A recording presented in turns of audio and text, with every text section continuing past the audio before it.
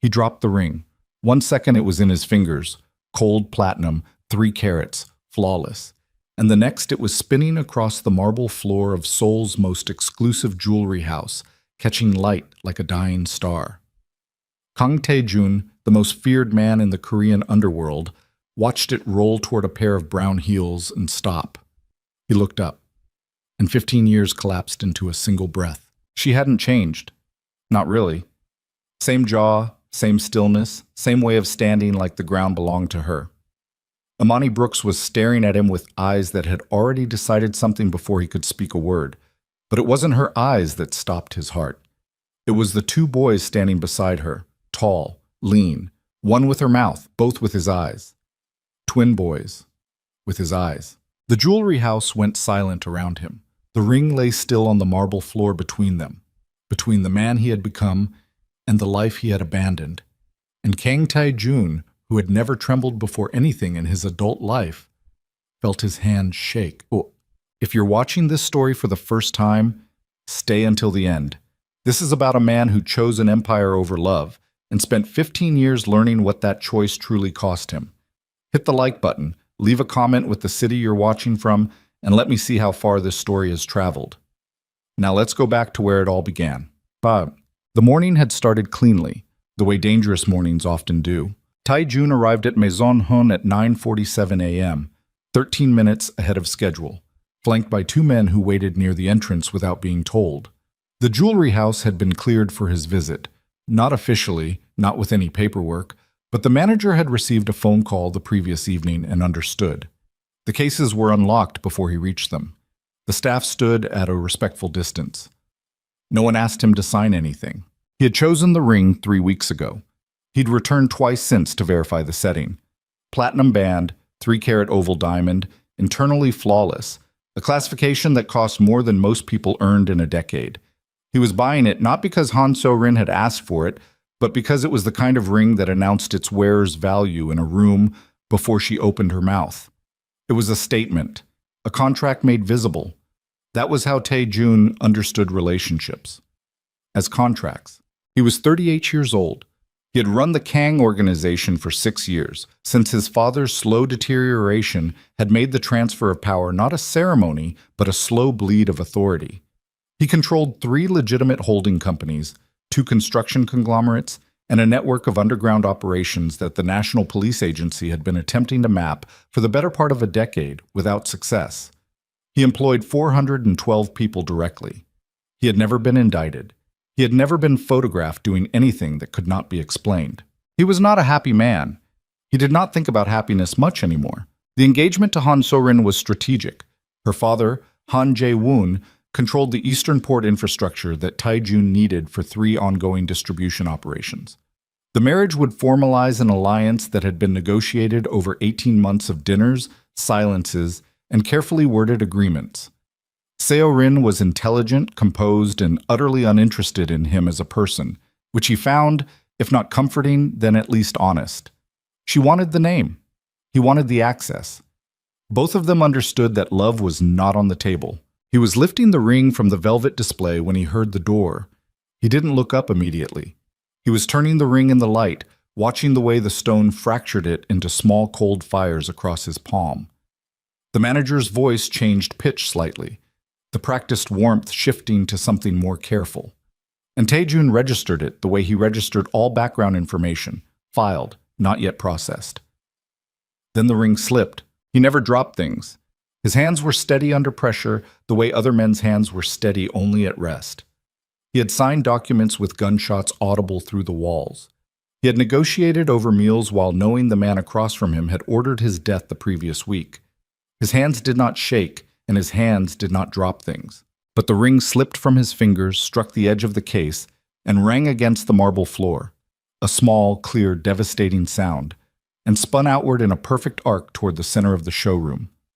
He watched it go. It rolled past the display stands, past the edge of a Persian rug, and came to rest against the toe of a brown heel. Tae-jun straightened slowly. The woman bent to pick up the ring without looking at it. She held it out toward the nearest staff member with the automatic courtesy of someone accustomed to being helpful in public spaces. Her attention was elsewhere. on one of the boys beside her, who had apparently just said something that made her press her lips together in the particular way that meant she was choosing not to laugh. Taejun's manager was already moving toward her. Taejun raised one hand, barely, and the man stopped. He crossed the showroom floor himself. She heard his footsteps and turned. For exactly 2 seconds, neither of them moved. The ring was still in her outstretched hand, offered to empty air, and the boy beside her had gone quiet. And the other boy was looking at Taejun with a slight frown, the way teenagers frown at things they don't have context for yet. Imani Brooks lowered her hand. Her fingers closed around the ring. Taejun. Her voice was flat. Not cold, flat. The voice of someone who had rehearsed for this moment without knowing she was rehearsing. Imani. His own voice came out intact, which surprised him. She looked exactly like herself. That was the thing that hit him second. The first being the boys, always the boys, already burned into his chest in a way he couldn't account for yet. But she looked the way she had always looked, just 15 years further into herself. The softness he remembered had become something quieter and harder, not armor exactly, more like the particular stillness of a person who has decided what matters and stopped fighting about the rest. She was wearing a dark blazer over a white shirt, her hair pulled back, minimal jewelry. She was here for something specific. She was not here for him. She held out the ring. He didn't take it immediately. "Those are your sons." He said it quietly, not as a question. The words came out of him the way confessions come out of people who have been holding them without knowing it. Not loud, not dramatic, just the sound of a door swinging open after years of pressure. Her jaw tightened. "I need you to take the ring," she said. "Imani, take the ring, Taejun." Her voice didn't rise. That was worse somehow than if it had. "Take it and go back to whatever you were doing. We're leaving." She said something low to the boys, the one on her left, who had her mouth and stood like he was comfortable taking up space, and the one on her right, who stood with his arms slightly crossed and was still watching Taejun with that careful, unreadable expression. They both nodded. The one on the right glanced at the ring in her hand and then back at Taejun, and in that glance Taejun saw something that felt like recognition without knowledge. The look of a person who has been shown a photograph of a stranger and told it matters. He took the ring from her hand. Her fingers were cold. She guided the boys toward the door without another word, and Taejun stood in the center of the showroom and watched the three of them leave. And the manager was saying something near his elbow, and his security at the entrance had moved aside to let them pass. And the door closed behind them with the soft, expensive sound of things designed to minimize disruption. Taejun looked at the ring in his palm. He put it back in his case without speaking. He told the manager to hold it. He walked out. On the street, they were already half a block ahead. He didn't follow them. He stood at the entrance of Maison Heun in the pale winter light of Seoul and watched them until they turned the corner and were gone. Imani and the two boys who moved like him, stood like him, had grown 15 years without him ever knowing they were growing. His driver was waiting at the curb. He got into the car and said nothing for 11 minutes, which was how long it took to reach his building. His driver, who had worked for him for 9 years and understood the taxonomy of his silences, did not speak. The penthouse occupied the top 2 floors of a building in Gangnam that Taejun owned outright. It was not ostentatious by the standards of men like him. No aquarium set into walls, no imported marble that cost more than small houses. Just space and height, and the kind of quiet that money buys. The furniture was dark and minimal. The windows ran floor to ceiling on 3 sides, and in the evenings the city laid itself out like a circuit board below, lit and indifferent. He sat at the kitchen island for a long time without removing his coat. Then he opened his laptop. He typed her name into a search field he had no business using, not a public engine, but a private database maintained by a contractor who had provided information services to the Kang organization for over a decade. He didn't use it for personal matters. He had a rule about that, one of the few rules he kept for reasons that had nothing to do with strategy. He typed her name anyway. Imani Brooks, American national. Currently holding a long-term residency visa in South Korea. Arrived in Seoul 8 months ago. Last known address in the Mapogu district. Employed as a senior design consultant for an international architecture firm with a Seoul satellite office. Prior to Seoul, Chicago, Illinois. 15 years in the same city where she'd been born, raised, and apparently had raised two sons. Two sons. He closed the laptop. He thought about the boy on her right, the one who had looked at him with those eyes, Kang eyes, his grandmother had called them, because they appeared in every generation of his family, this particular shade of dark brown that caught light at an angle and held it. His father had those eyes. He had those eyes. And that boy had those eyes, standing in a jewelry showroom in Seoul at what Tae-jun calculated, with a cold and nauseating precision, would have been approximately 15 years and 2 or 3 months of age. He had met Amani when he was 22. She was 21, studying abroad, doing an architectural program exchange that brought her to Seoul for a year. He had met her at a gallery opening he had attended for reasons that had nothing to do with art. A colleague of his father's had requested his presence, and Tae-jun had stood near the back with a glass of something he didn't taste, watching the door. And she had walked through it. He had never before or since experienced anything like the 2 months that followed. He was not a romantic man and had not been raised to think of himself as one. His father had treated his mother with a formal and complete indifference that Tae-jun had absorbed as the correct model for how marriages worked in their world. You found a woman of appropriate standing. You established a household. You did not make the mistake of needing her. But Amani had been something he didn't have a category for. She wasn't from his world. She had no idea who his father was or what the name Kang represented in certain rooms in Seoul. She argued with him about everything, about food, about the purpose of art, about whether people could be trusted, which she believed they fundamentally could, and he fundamentally did not. She made him laugh, which was a thing he was not certain he had done as an adult before meeting her. She was unbothered by his silences in a way that felt less like indifference and more like understanding. He had told her he loved her 3 weeks before it ended. He had never said that to anyone before or since. The ending had been his father's doing, or that was how Tae-jun had understood it at the time. His father had called him in one evening, set a folder on the desk between them, and explained with the measured cadence he used for business matters that Tae-jun's association with a foreign woman of no family connections and no useful alliances was a distraction that the organization could not afford during a period of significant restructuring. He did not raise his voice. He did not threaten. He simply explained the situation and waited for his son to understand it. Tae-jun had understood it. He had gone to Amani that same night. He had told her it was over. She had looked at him for a long moment, the kind of look he'd seen since on the faces of people who realize they've been reading a room wrong and are recalculating everything, and said, "Is that what you want?" And he had said yes. And she had said, "Okay." And that had been it. She had tried to call him twice in the following week. He had not answered. He told himself at the time that she wanted to argue, to plead, to change his mind. He had known, in some cold and defensive part of himself, that if he answered, she might succeed, and he could not afford success of that kind. He had never considered, in 15 years, that she might have been calling because she was pregnant. He didn't sleep. At 3 a.m., he was at his desk going through files that had no connection to the jewelry house or the morning and everything that had followed it, because work was the only architecture he trusted when everything else was collapsing. By 4 a.m., he had managed approximately 40 minutes of genuine productivity and approximately 3 hours of staring at the same paragraph on a contract amendment while seeing, instead, the boy on her right and his particular way of standing. At 4:23 a.m., he opened the lower right drawer of his desk. He was not entirely certain why. He had not opened that drawer in over a year. It contained the things he moved from office to office without looking at them. A watch his father had given him on his 20th birthday, 3 photographs he had never framed, a key to a property he no longer owned, and a sealed envelope that his father's assistant had delivered to him 6 months after the old man's death, with instructions that Tae-jun had followed to the letter. Do not open until the Incheon matter is resolved. The Incheon matter had been resolved 14 months ago. He had put the envelope in the drawer and not thought about it again. He picked it up now.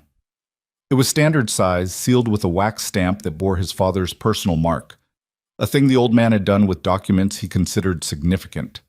It had his name on it in his father's handwriting, which was precise and controlled in the way everything his father did was precise and controlled. He opened it. Inside were 2 items. The first was a handwritten letter, 3 pages, which he set aside for the moment. The second was a folded document, a report, typed, dated from approximately 15 years ago. He unfolded it.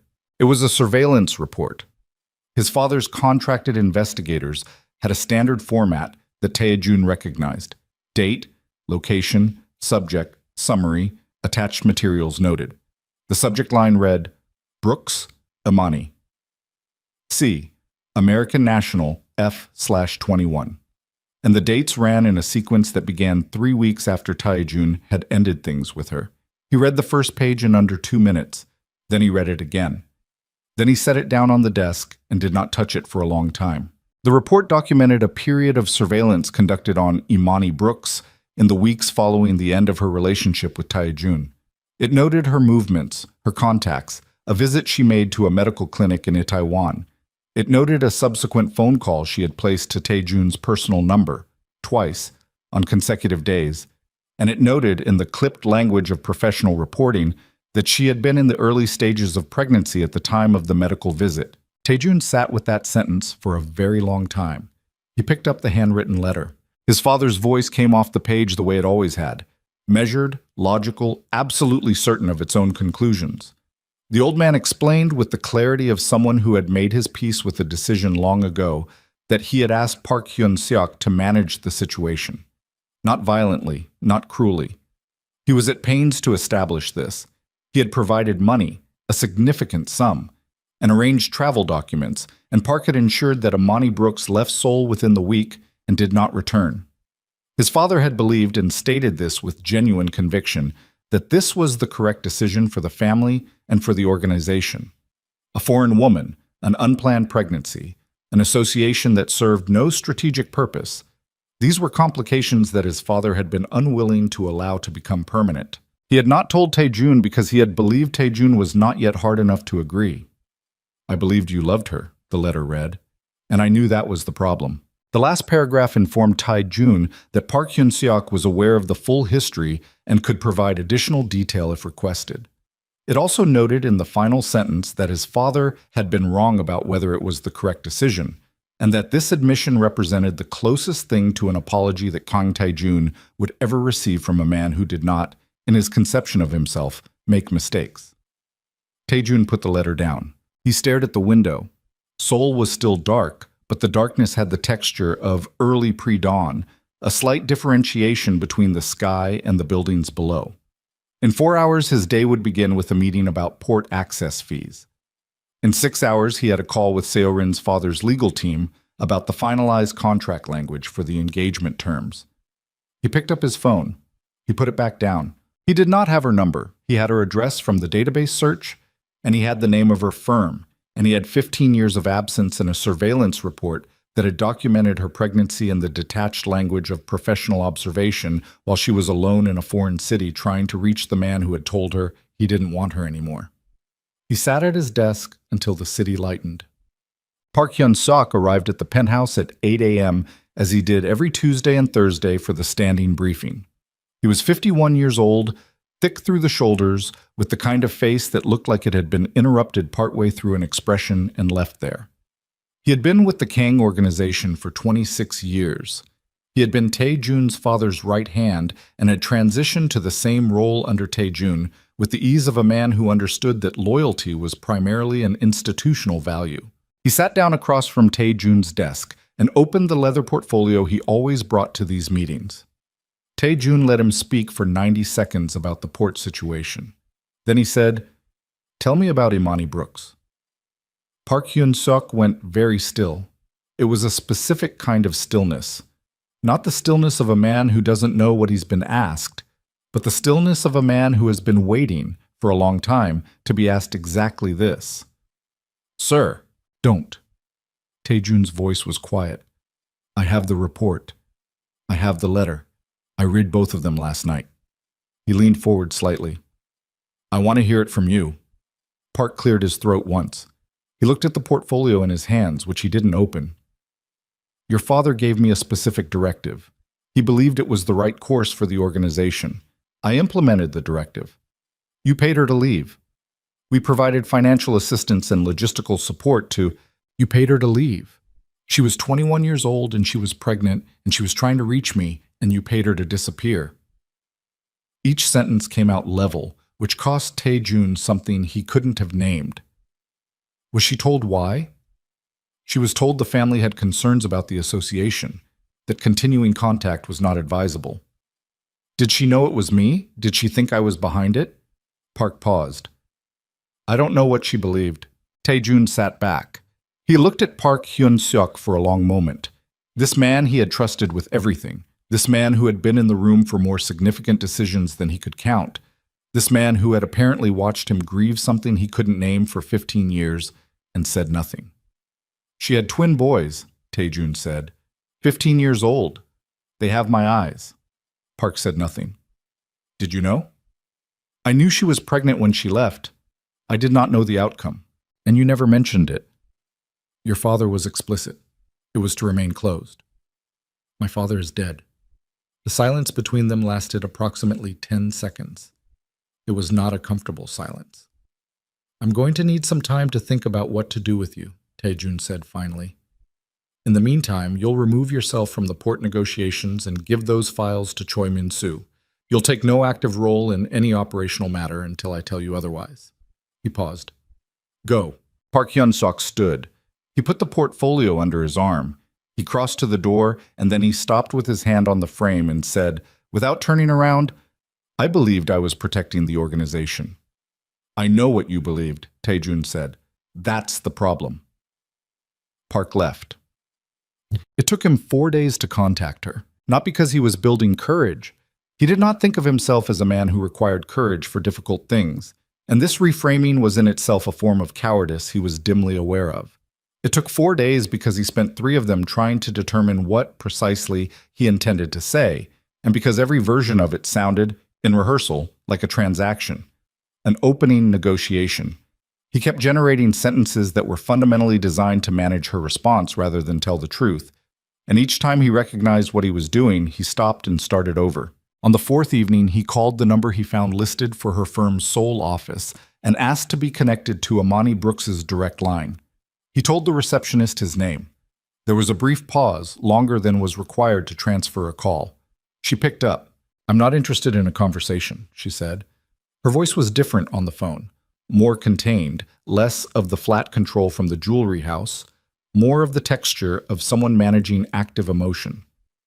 Whatever you need to say it to a lawyer. I don't want to negotiate anything. Kang Tae-jun calling a woman he abandoned 15 years ago and saying he doesn't want to negotiate anything is the least believable sentence I've heard today.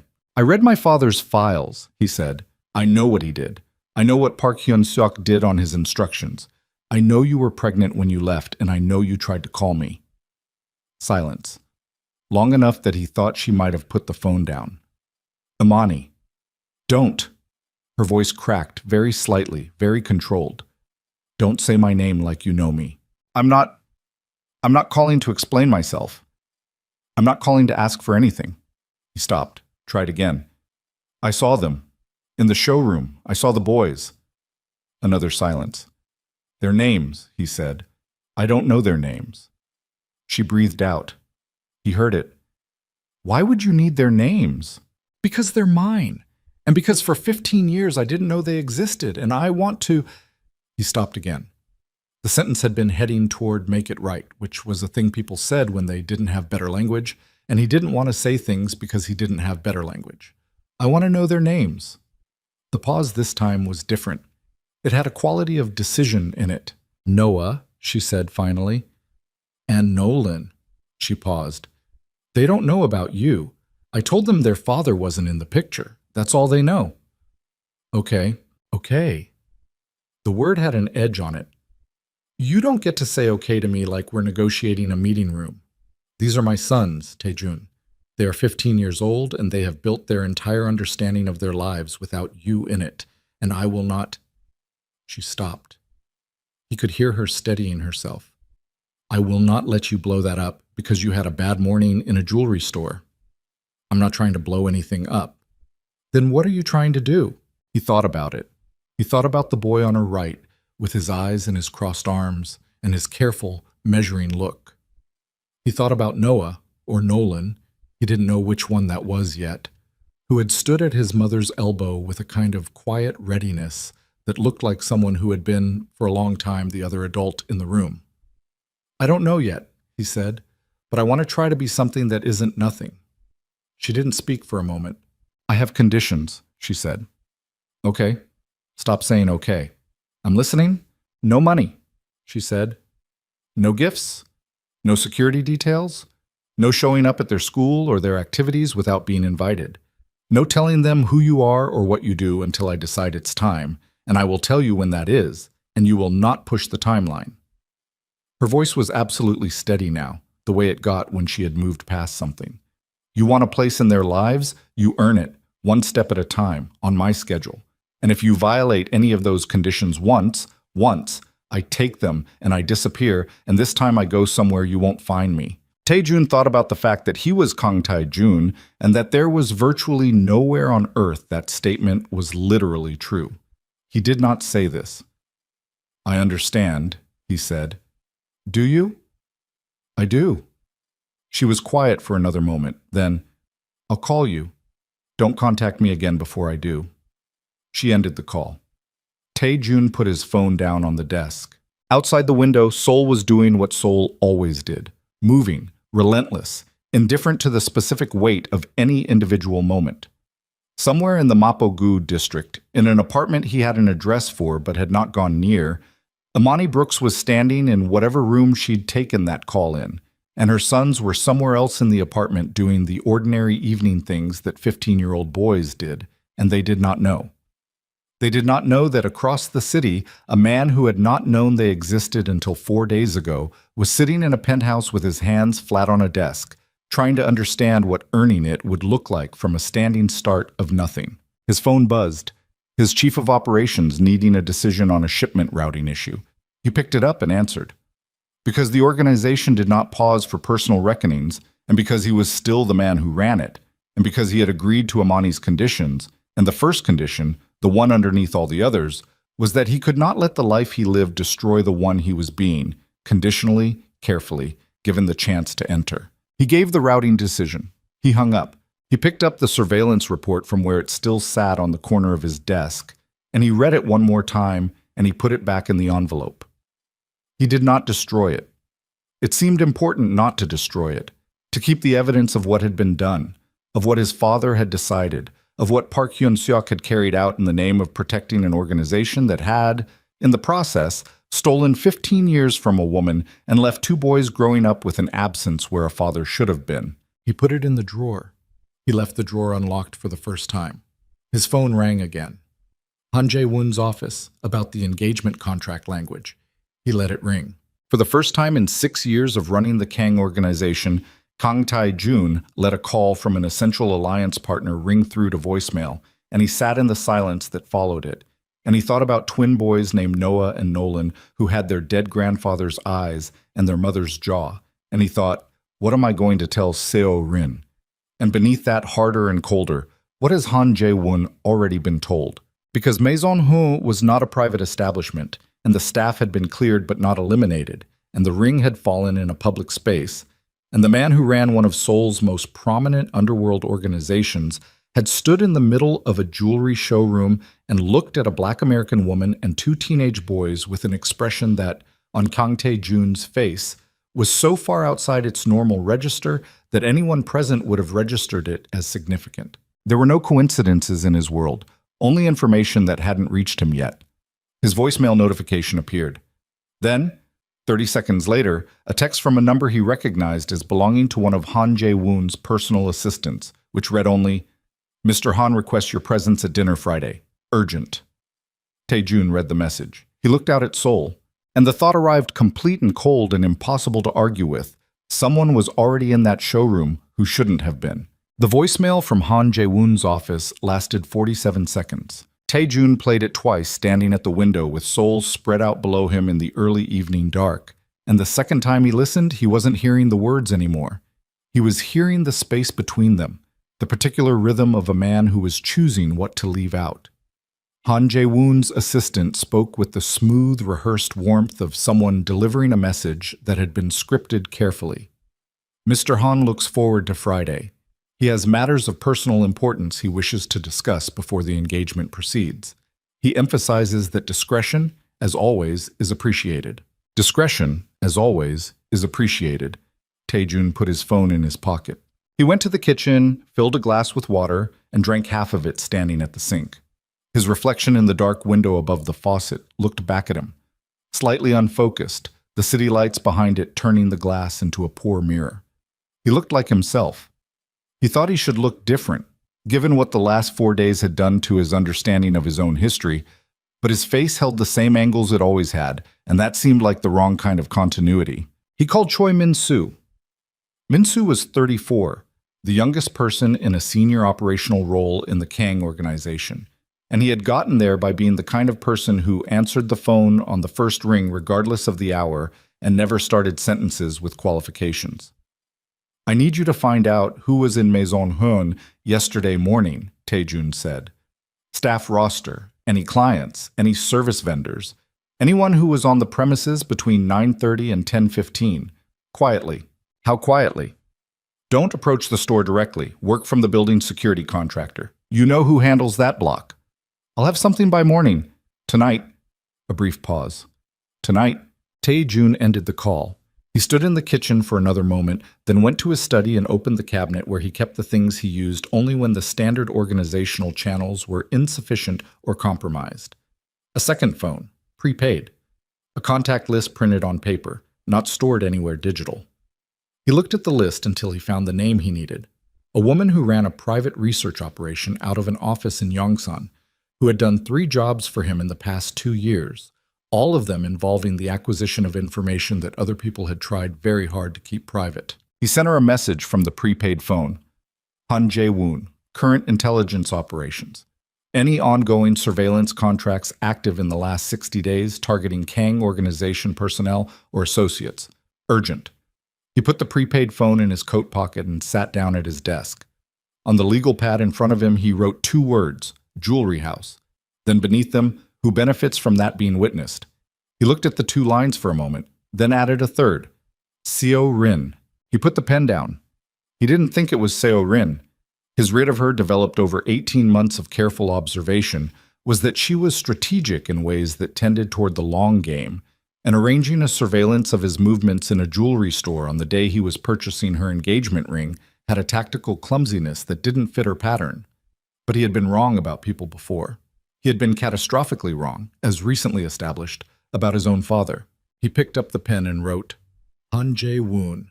Then, what does he already know? Friday came with low clouds and the particular cold of Seoul in late winter that gets into buildings through the gaps around windows and sits in corners. Han Jae-woon's restaurant was in Cheongdam-dong, the kind of establishment that didn't have a sign visible from the street and didn't need one. The host knew Taejun by sight and led him to the private room at the back without speaking. Han Jae-woon was already seated. He was 63 years old, broad through the chest, with close-cropped gray hair and the comfortable stillness of a man who had not been made to wait for anything in over 20 years. He was eating from a small dish of pickled vegetables when Taejun entered, and he didn't put the chopsticks down immediately, which was deliberate. "Sit down," he said, in the tone of a man who was accustomed to the word producing the result. Taejun sat. A server appeared and filled the tea glasses and left. The private room had no windows and a single door, which closed softly behind the server and did not open again. "Maison Hoon," Han Jae-woon said.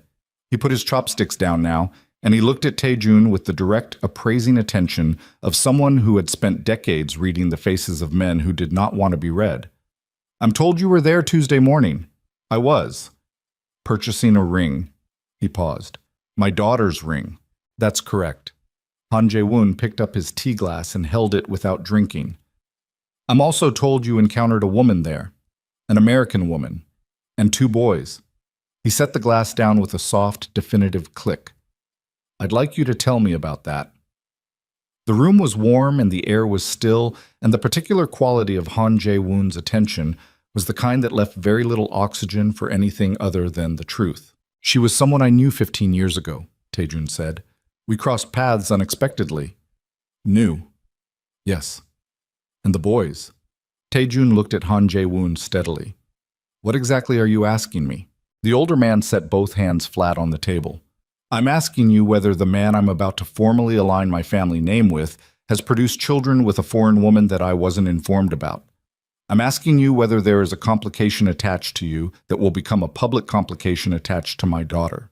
And I'm asking you, he said, with a particular emphasis on the last clause, whether you understand the difference between a private inconvenience and an existential threat to a business arrangement I have spent 18 months constructing. Taejun said nothing for a moment. Who was in the showroom? He said. Han Jae-woon's expression didn't change. I conduct due diligence on my business partners. This is not new information. You had surveillance on me in a private establishment. I had a man present when my future son-in-law went to purchase my daughter's engagement ring, yes. Given that it was the first significant public gesture of the arrangement, I considered it reasonable. He paused. I did not anticipate it would produce results of this nature. Taejun absorbed this. He noted the absence of apology, the framing of surveillance as due diligence, the phrase results of this nature, all of it mapping, precisely and without surprise, onto what he already knew about Han Jae-woon's operational character. The engagement will proceed on schedule, Taejun said. Will it? Yes. And the woman? Is a private matter. Private matters, Han Jae-woon said, become public matters when they carry my daughter's name. He leaned forward slightly. Let me be plain with you. I have significant media relationships, not adversarial ones, professional ones. The kind of relationship where a story either reaches publication or it doesn't based on whether it serves a purpose. Do you understand what I'm telling you? Taejun understood exactly what he was being told. He was being told that Han Jae-woon had a loaded option and had chosen, for the moment, to describe it rather than use it. I understand you, Taejun said. Good. Han Jae-woon reached for his chopsticks again. Then we'll speak again after the engagement announcement. I expect no further surprises. Taejun rose. He straightened his jacket with 2 fingers at the lapel. He looked at Han Jae-woon for just long enough that the older man registered it. Not a threat, not a challenge, just the long, accurate look of a man calibrating exactly what he was dealing with. Neither do I, Taejun said. He left. In the car, he sent a single message to Min-soo. Han Jae-woon has media contacts. Find out which outlets, which editors, what the relationships look like. Don't use anyone who's ever done work for his side. Min-soo replied in under a minute. On it.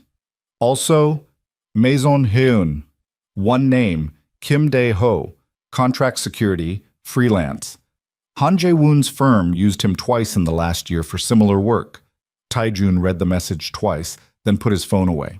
The car moved through Cheongdam-dong traffic, and he watched the city through the window, and he thought about Amani in her apartment in Mapogu, and he thought about 2 boys named Noah and Nolan who were living their ordinary lives in complete ignorance of the fact that they had become, without any action of their own, a leverage point in a business negotiation between men who treated people as strategic assets. He thought about what Han Jae-woon had said. Private matters become public matters. He thought, she needs to know. She had told him not to contact her until she called. He had agreed. He also had now information that directly concerned the safety of her family, and the condition she had set was predicated on a situation that had not yet included the possibility that a 63-year-old business tycoon had a photographer's record of her face and her son's faces and a network of media relationships. He pulled out his phone. He held it for a moment. He called her. She answered on the 4th ring. There was background noise, something domestic, a chair scraping, a voice at a distance that was young and male and asking about something, and then the ambient sound changed as she moved to a different room. I told you I'd call you, she said. I know. Taejun, there was someone in the showroom, watching, a man working for Han Jae-woon. He kept his voice level, information delivery mode, because he knew that tone communicated urgency more cleanly than alarm. Han Jae-woon is my fiancé's father. He has photographs of you, of the boys, and he's told me directly that he has media contacts he can activate. Silence. Not the silence of shock, or not only that, the silence of a person taking in information and measuring it against everything they already know about the world and finding the world, again, exactly as hostile as they had been trained to expect. Are you telling me, she said very carefully, that my sons are in danger because of you? I'm telling you there's a threat you need to know about. Because of you, she said again. He didn't answer that. There was no version of an answer that was both accurate and useful. How serious, she said. Right now, it's a threat. Han Jae-woon used it as a negotiating point tonight. He wants me compliant on the engagement. As long as I'm compliant, he has no reason to move. He paused. But you should know, you should be able to make decisions with the full information. She breathed out. He could hear it. That specific, controlled exhale of someone who is furious and knows that fury isn't useful right now. What decisions, she said. What decisions am I supposed to make, Taejun? I came to Seoul for 8 months for a project. I brought my sons because Noah asked to see Asia, and I thought... She stopped. I thought we were past the part of our lives where this city had anything to do with us. I know. Don't keep saying I know. You don't know. Her voice was low and tight. You don't know what it was like to raise them alone. You don't know what I told them about their father, and you don't know what it cost me to decide what to say, and you don't know what I felt in that showroom when I looked up and saw your face. She stopped again. When she continued, her voice was flatter, more controlled. And now you're telling me a man I've never met has pictures of my children because of choices you made and I'm supposed to... What? Thank you for the warning? No, he said. I'm not asking for anything. I'm giving you information. And what are you going to do about it? He had been thinking about this since leaving the restaurant. I'm going to manage Han Jae-woon. How? That's my problem to solve. It stopped being only your problem, she said, the second he took pictures of my sons. He couldn't argue with that. I'll fix it, he said. You fix it, she said, and then you call me. And Taejun... She paused. If anything happens to my boys, if one reporter shows up, if one person approaches them or calls them or puts a camera near them, I don't care who you are or what you run, I will burn every bridge I need to burn. He believed her completely. Nothing will happen to them, he said. She ended the call. He didn't go back to the penthouse immediately. He had the driver take him to a side street near Han Riverside Park, and he got out and walked for 20 minutes in the cold, which he rarely did. He was not a man who processed things through physical movement, generally. But the restaurant had left a residue on him that he needed to clear before he went somewhere with walls. Han Jae-woon had been direct, which was its own kind of threat. Direct men who held leverage rarely felt the need to be indirect about it. He had shown Taejun the weapon with the calm of someone who did not expect to need to fire it. But that certainty had a flaw in it. It assumed Taejun would respond the way Taejun had always responded, by protecting the organization, by managing the alliance, by making the calculation that one private complication did not outweigh a billion-dollar partnership. It assumed that Taejun's decision-making hierarchy had not, in the last 4 days, been fundamentally rearranged. He walked along the river path with his hands in his coat pockets and the cold off the water coming at him sideways, and he thought about a boy named Noah, or Nolan. He still couldn't match names to faces yet, and that gap felt important, felt like something he needed to close. Who stood with crossed arms and his dead grandfather's eyes, and had no idea that a man he'd never met was using a photograph of him to keep his father in line. He thought about Imani's voice on the phone. I will burn every bridge I need to burn. He thought, so will I. The thought arrived with a clarity that surprised him, not because it was unfamiliar, but because it felt clean. Not the clarity of strategy, the clarity of something decided. He called Min-soo. The engagement announcement, he said. It's scheduled for next Thursday. Yes. Push it. Tell Seorin's people we need 2 more weeks, family scheduling conflict. She'll ask. Tell her I'll call her directly. He paused. And I need to know everything about Han Jae-woon's media network. Names, relationships, what they've published on his behalf before, what he owes them. Everything. That's going to take. I know how long it takes. Start tonight. He ended the call and stood at the river railing for another moment, looking at the water. Seoul moved on the other bank. Lights, traffic, the sound of it all carried across in the cold air, reduced to a general hum. His prepaid phone buzzed. The researcher from Yongsan, Han Jae-woon, active surveillance contract, initiated 6 weeks ago. Subjects: Kang Tai-jun and associated persons. Note: secondary subject file opened 11 days ago. Subject: Brooks, Imani C. American national. File includes residential address, employer information, school enrollment records for 2 minors. Taejun read the message 3 times. School enrollment records for 2 minors. He pocketed the phone. 11 days ago, Han Jae-woon had opened a file on Imani Brooks. That was 3 days before the jewelry house, which meant the encounter at Maison Hun had not been the beginning of this. It had been a confirmation. Han Jae-woon had already been looking. He had already found her. He had already found the boys. And he had said nothing at dinner tonight about any of it except what he had chosen to show. Taejun turned away from the river. He got back in the car. He said one thing to his driver: the office. Not the penthouse. The operational office in Mapogu, 3 blocks from Imani's apartment, a coincidence of geography that now felt like something else. On the way, he tried Seo Rin's number. She answered on the second ring, which meant she had been expecting the call. "My father talked to you," she said. It wasn't a question. "Tonight." "I know what he said." Her voice was different than it usually was, not the composed, strategic register she used for their business conversations, but something underneath that, something with an edge that he had not in 18 months heard from her before. "I want you to know I didn't agree to it." "To which part?" "Any of it," she paused. "The surveillance, the woman and the boys, using them." Another pause.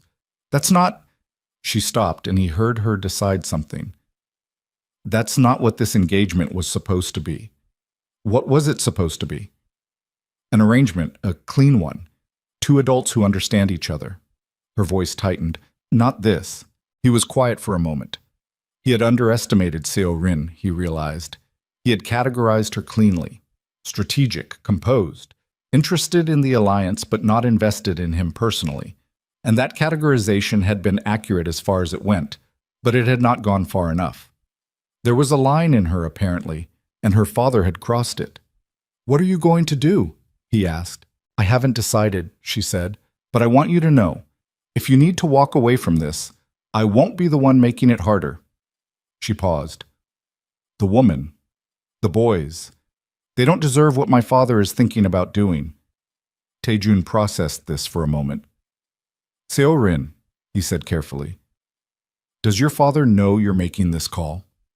The pause that followed was exactly 1 second long. "No," she said, "and I need it to stay that way." Another pause, and then something shifted in her voice. Harder now, more urgent. "Taejun, listen to me. He's not going to wait for the engagement announcement. I saw the timeline he has with his media contact. He's planning to move in 4 days, before any announcement, before any positioning. He wants the story to break while you're exposed, before you can manage it." She exhaled once, short and sharp. "I don't know if you can stop it, but you needed to know the timing. 4 days. The car stopped at a red light, and Taejun sat with 4 days in his hands and turned it over. 4 days. He turned it over the way you turn over something that doesn't have good sides, looking for the angle where it becomes manageable, where the math works out, where 4 days becomes enough time. The light changed. The car moved. Seoul slid past the window in its indifferent way, all lit surfaces and motion, and Taejun sat with the phone still in his hand and the number 4 sitting in his chest like a piece of broken glass. "Seo Rin," he said, "the media contact. Do you have a name?" A pause. He could hear her deciding how far she was willing to go. "Park Jin-ho," she said. "He runs the digital desk at KSN Media. My father has been using him for placement pieces for 3 years. He owes my father a significant personal debt." Another pause, shorter. "The story's already written, Taejun. Jin-ho has it. My father just hasn't given him the release signal yet." "Where is the file?" "I don't know. Jin-ho's office, his personal drive. I don't know the specifics. I only saw the timeline document on my father's desk for about 30 seconds before he turned it over." Her voice had gone very flat now, the flatness of someone who is committed to a direction and is not looking back. "I'm telling you what I know. What you do with it is your problem." "You understand what this means," he said. "If I move against your father's operation—" "I understand what it means," she said. I've understood what it means since I saw those photographs on his desk 3 days ago. A brief silence. 2 boys, Taejun, 15 years old. Whatever this arrangement is between us, those boys didn't choose any of it. He said nothing. Neither did she, Seo-rin added, and ended the call. Yeah. He had Min-soo pull Park Jin-ho's personal and professional profiles before the car reached the office.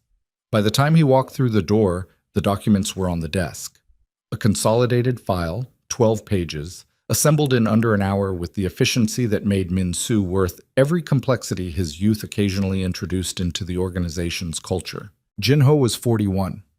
KSN Media's digital operations desk, lived in Seongdong-gu, 2 children in private school. A financial irregularity from 4 years ago, a loan from a shell company with traceable connections to Han Jae-woon's holding group, that had never been reported, never surfaced, and sat in his personal ledger like a quiet grenade. Taejun read the file standing at the desk. He did not sit down. His coat was still on. I need access to Jin-ho's office server, he said to Min-soo, who was standing near the door with his arms folded and the particular expression of someone waiting to find out how difficult the next 12 hours were going to be. Not a confrontation, not an approach. Remote access. I need the story file pulled and I need it confirmed deleted before morning. That's a criminal intrusion into a media organization's. I know what it is. Min-soo absorbed this. I have someone who can do it. It'll take 6 hours minimum. You have 4. Then I'd better start now. Min-soo uncrossed his arms and reached for his phone. He paused. And if the file's already been sent? If there are copies? Taejun had been thinking about this since the river. Then we deal with that when we know it. Start with what we can control. Min-soo left. Taejun sat down finally, took off his coat, and pulled the legal pad toward him. He wrote Park Jin-ho's name at the top. Below it, in a separate column, Han Jae-woon. Below that, his own name. He drew a line between Han and Jin-ho. He drew a line between Han and himself. He looked at the triangle this created and thought about what happened when you tried to remove one side of a triangle without the other 2 collapsing. His phone buzzed, a number he didn't recognize. Then he did recognize it, the Mapo-gu area code, and he picked up immediately. It's me, Amani said. Her voice was different. Someone followed Nolan home from his swim practice tonight. The pen stopped moving. Tell me exactly what happened, he said. A man. On foot. Nolan noticed him because he changed direction twice when Nolan changed direction. He made it home and told me. She was speaking quickly, but precisely, the way she spoke when she was frightened and refusing to let the fright lead. I don't know if Nolan understood what it was. I told him it was probably nothing. He believed me because he's 15 and he trusts me. A brief pause that contained everything she wasn't saying about that trust. Was it your people? No. Are you certain? Yes. He was already writing on the pad. It was Han Jae-woon's. He's escalating faster than I was told. He paused. Where are the boys now? Home. Noah's asleep. Nolan's in his room. Another pause. What does escalating faster mean? What does that look like, Taejun? Because I'm standing in my kitchen and I need to know if I'm overreacting or if I need to take my sons and... You're not overreacting, he said, and you don't need to run. Not yet. He looked at what he'd written on the pad. But I need you to do something. Lock your door. Don't open it for anyone you don't know. And keep your phone on. I've been doing that since you called me, she said. What are you going to do? I'm working on it right now. That's not an answer. It's the only one I have in the next hour. I'll have a better one by morning. He paused. Imani, I will not let anything happen to them. She was quiet for a moment. When she spoke again, her voice had a different quality. Not softened, but stripped down, all the layers of careful management removed. I need you to understand something. I spent 15 years making sure my sons never had to be afraid, never had to look over their shoulders, never had to wonder if the world was safe. She stopped. He heard her swallow once. I built that for them. That was the one thing I could absolutely give them. And if that gets broken because of this, because of who you are and what you built and what your family did to me 15 years ago, I know, he said. It came out rougher than he intended. Then fix it. She ended the call. He sat for a moment with the phone in his hand and the room very quiet around him and the weight of everything she hadn't said sitting on his sternum like a hand pressing down. Then he got up and went to work. Eat. The break came at 2:47 a.m. Min-soo called, not texted, which meant the information was too significant or too complicated for a written message. Tae-jun was on his third cup of coffee and had been coordinating 3 separate tracks of activity for the past 4 hours.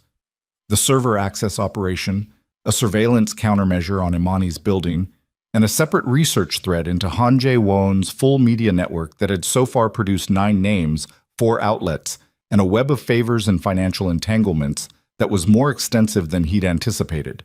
We got into Jin-ho's server, Min-soo said. The story file is there. Delete it. That's the problem. A pause. It's not just a story. It's a package.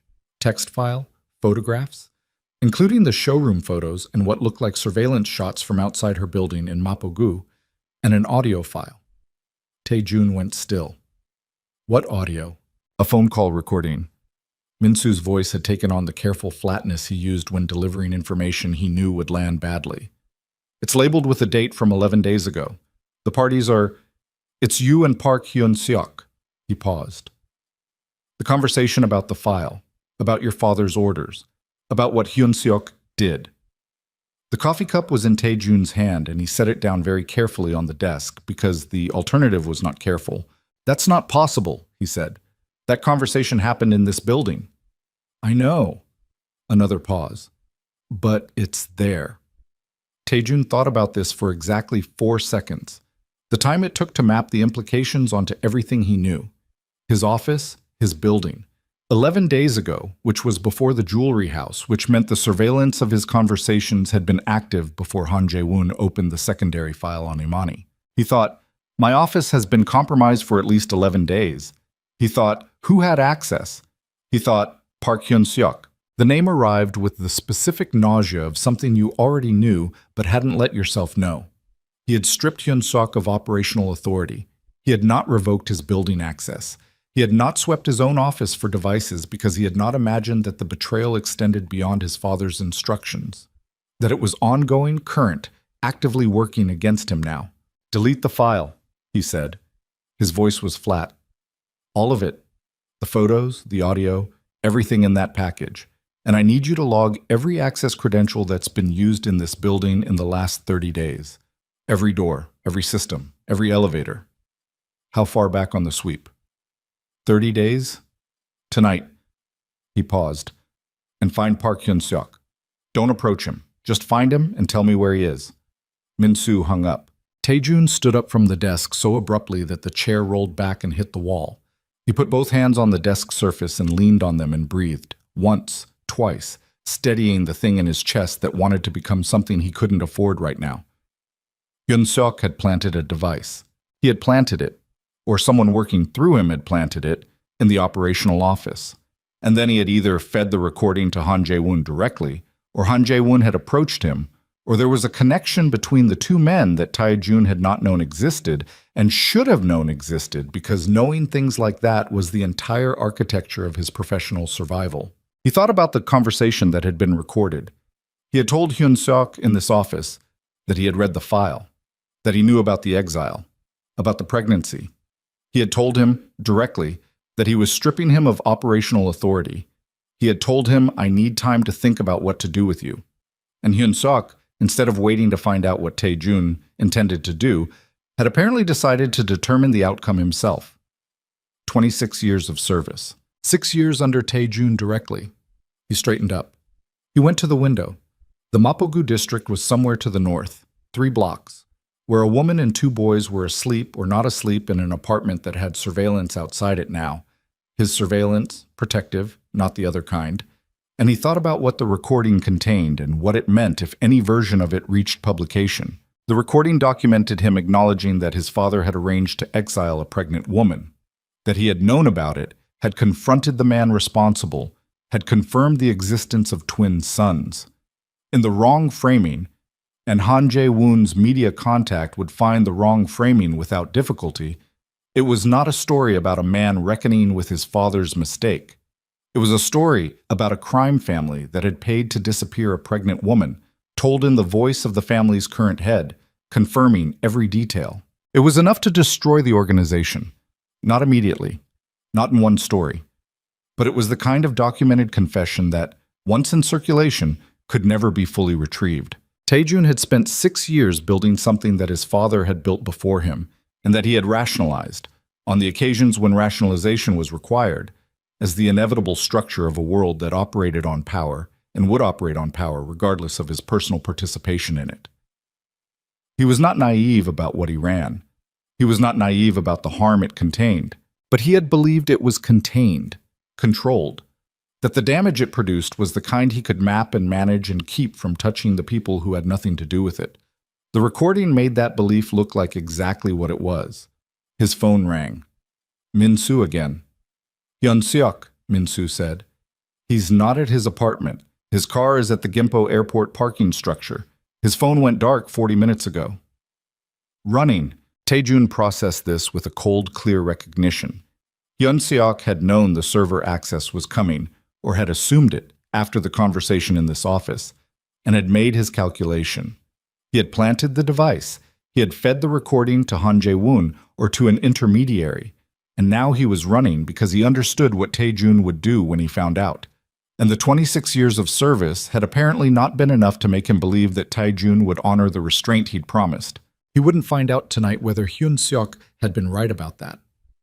Let him go, Taejun said. A pause on Min-soo's end that had several things in it.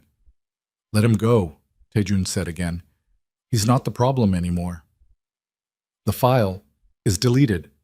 The copy Jin-ho had is gone. What else is out there? We don't know yet. If Hyun-seok kept his own copy, then we find out when it surfaces. Chasing him tonight doesn't change what he's already done. He paused. The problem is Han Jae-woon, not the man who ran.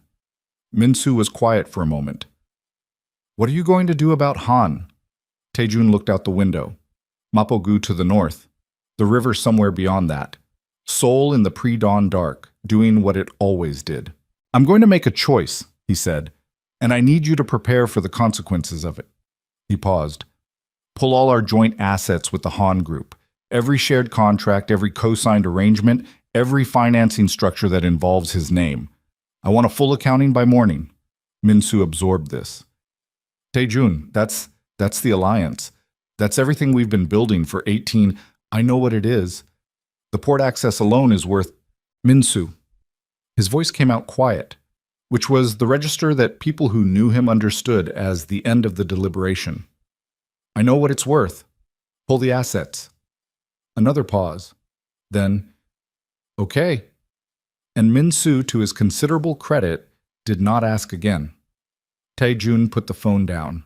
He sat back down at the desk, and he pulled the legal pad toward him, and he looked at the triangle he had drawn earlier, Han, Jin-ho, himself. And he drew a line through Han Jae-woon's name. Then he sat with that for a moment. Then he picked up his phone and called Seo-rin. She answered immediately, which meant she hadn't been sleeping either.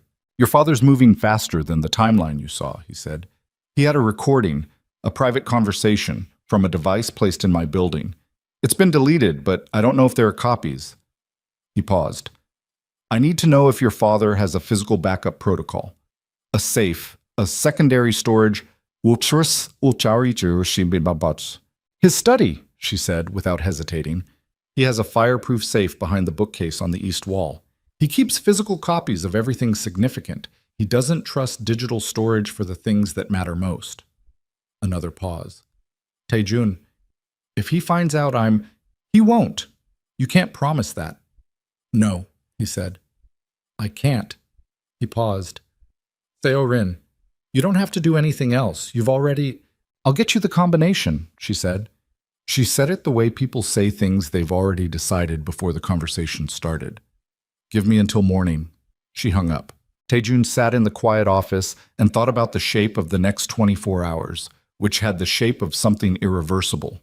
The alliance with Han Jae-woon, 18 months of careful construction, worth more money than most people could visualize. He had just told Min-soo to dismantle it. The engagement to Seo Rin, which had been the public architecture of that alliance, was finished the moment her father understood what Tae-jun was doing. Park Hyun-seok was running, which meant he was gone, which meant 26 years of institutional knowledge was gone with him. He was, in the span of approximately 6 hours, dismantling the most significant strategic work of his professional life. He thought about Amani saying, "Fix it." He thought about the boy on her right who stood with crossed arms and his dead grandfather's eyes. He thought about a swim practice and a man following his son home through Seoul streets at night. And he thought about what it meant that he had built something powerful enough to make his own children a target without ever knowing they existed. His phone lit up. A message from a number he'd seen once before, the researcher in Yongsan. Update. Han Jae-woon's secondary file on Brooks.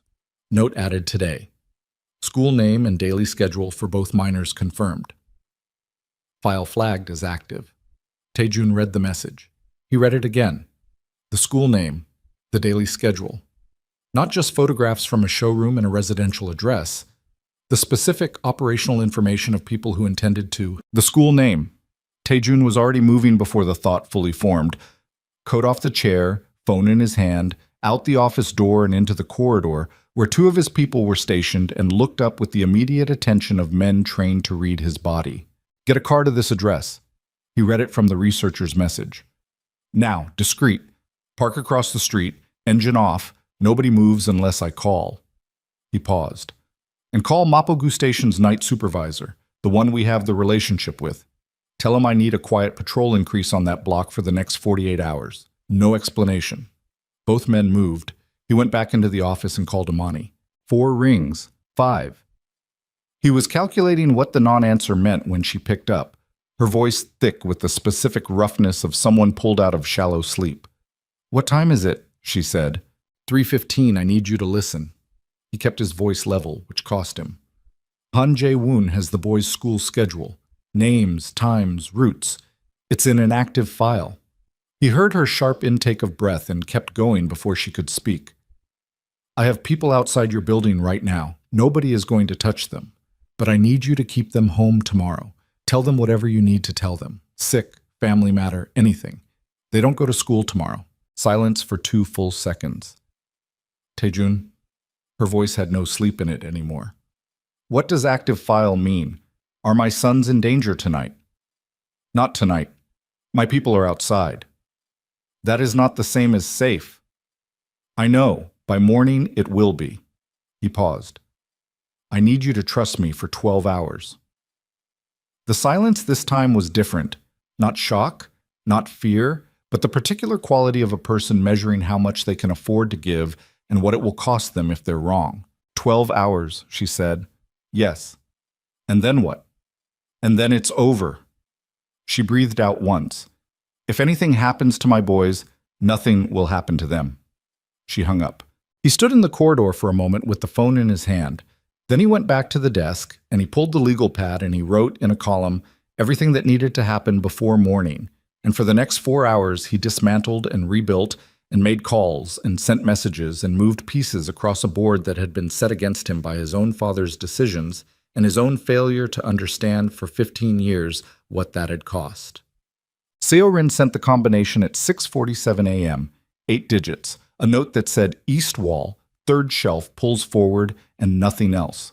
No message attached, no explanation of how she'd gotten it or what it had cost her to get it. Just the number, clean and complete, the way she did everything. Tae-jun forwarded it to Min-soo with 2 words. Tonight. Careful. Min-soo replied, understood. Han Jae-woon called at 9 a.m. Tae-jun let it ring twice, then picked up. I've been reviewing our contract documentation, Han said. He was using his business voice. Smooth, controlled, the voice that didn't carry what was underneath it. My legal team flagged some language in the joint asset structures. I think we should meet today to discuss. I've already instructed my team to begin unwinding the joint structures, Tae-jun said. A pause. Short, but real. I'm sorry? The joint assets, the port access agreements, the financing arrangements. Tae-jun's voice was flat and precise, each word placed deliberately. I'm ending the alliance. The pause this time was longer. When Han Jae-woon spoke again, his voice had changed, not dramatically, but in the way that a temperature drops, gradually and then all at once. That would be a significant mistake. I've made the decision. The engagement is also ending. Taejun paused. I'll be speaking with Seo-rin directly. That conversation doesn't need your involvement. The line was very quiet. He could hear Han breathing. 2 measured breaths, the breathing of a man reordering his understanding of the room. You understand, Han said slowly, what I have. You had a story package on a server that no longer contains it. You may have a physical copy in your study. Taejun paused. I'd recommend leaving it there. Another silence, longer now. The silence of a man recalculating every variable at once. You went into Jin Ho's server. I protected my family. The word family dropped into the conversation and sat there, and Taejun felt the specific weight of having said it, not as a performance, not as a strategic deployment of language, but as the accurate word for what he meant. You're making a billion-dollar decision, Han said, for a woman you haven't spoken to in 15 years, and 2 children you've known about for less than a week. Yes, Taejun said. I am. Then you're a fool. Maybe. He paused. But I'm a fool who knows where your safe is. Don't make me open it publicly. He ended the call. He sat for exactly 3 seconds with the phone in his hand, and in those 3 seconds, he felt the full weight of what he had just done. Not panic, not regret, but the clean, vertiginous sensation of a man who has stepped off something and is waiting to find out whether there's ground below. Then Minsu knocked and came in, and they spent the next 2 hours going through the unwinding documentation, and there was too much work for anything else. Noah called him. This was not something Taejun had expected. He had not given either boy his number. He had given it to Amani, who had given it to no one as far as he knew. And when the unfamiliar number appeared on his screen at 2:18 p.m. and the voice on the other end said, "This is Noah Brooks," Taejun sat very still for a moment. Noah. He kept his voice neutral, not cold, not warm, even. My mom told us to stay home. The voice was steady, but there was something working underneath it. Controlled anger or controlled fear, or the particular combination of the two that adolescents manufactured in abundance. She said there was a family situation. She didn't tell us what. Okay. Are you the family situation? Taejun paused. Where did you get this number? Mom's phone. She left it on the counter when she went to the store. I looked. A pause. I know who you are. I figured it out. You're Kang Taejun.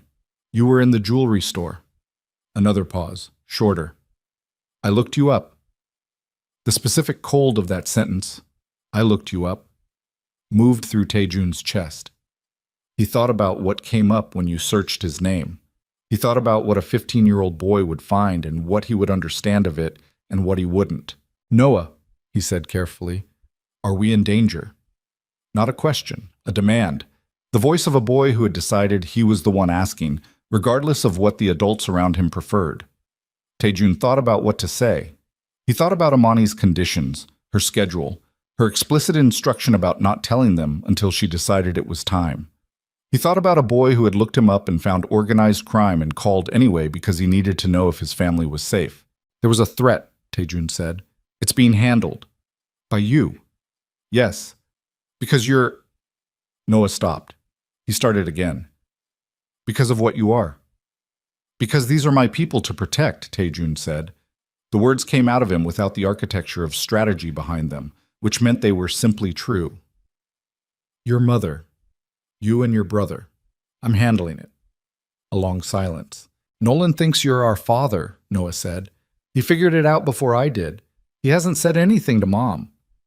Another pause, and in the pause, Taejun could hear the boy recalibrating.